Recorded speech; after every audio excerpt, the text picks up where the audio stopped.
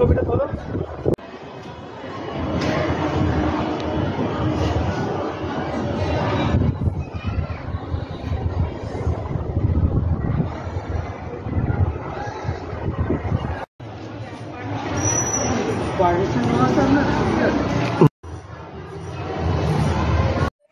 Uttarpara town স্কুলের lab মাথায় ত্রিপল চাপিয়ে চলছে। অত্যন্ত হতাশাজনক একটা ছবি। আমাদের এখানকার অত্যন্ত ঐতিহ্যশালী সুপরিচিত শিক্ষা প্রতিষ্ঠান হচ্ছে town school, Uttarpara town school. সেখানে এই ধরনের পরিকাঠামোগত একটা সমস্যা।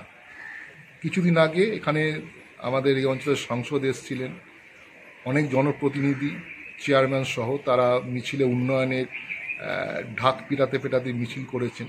কিন্তু দু পা দূরে গেলে এই ধরনের একটা ঐতিহ্যশালী শিক্ষা প্রতিষ্ঠান, তার ল্যাব মাথায় ত্রিপল চাপিয়ে চলছে, চাঙড় ভেঙে পড়ছে, সেদিকে কারো কোনো ভ্রুক্ষেপ নেই। সবটাই মিডিয়ায় উন্নয়নের ঢাকঢোল পেটানো, যা গত 14 বছরের আমাদের অভিজ্ঞতা, এখানে সেটাই চলছে। আমরা খুব স্পষ্টভাবে দাবি করছি, গোটা রাজ্যের শিক্ষা ব্যবস্থাটা তো একদম বরবাদ হয়ে গেছে।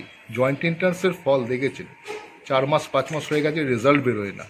শিক্ষামন্ত্রী অভিনয় করছেন, তার ছবি আমরা সোশ্যাল মিডিয়ায় দেখছি, তার ভিডিও আমরা বিভিন্ন সামাজিক মাধ্যমে দেখছি।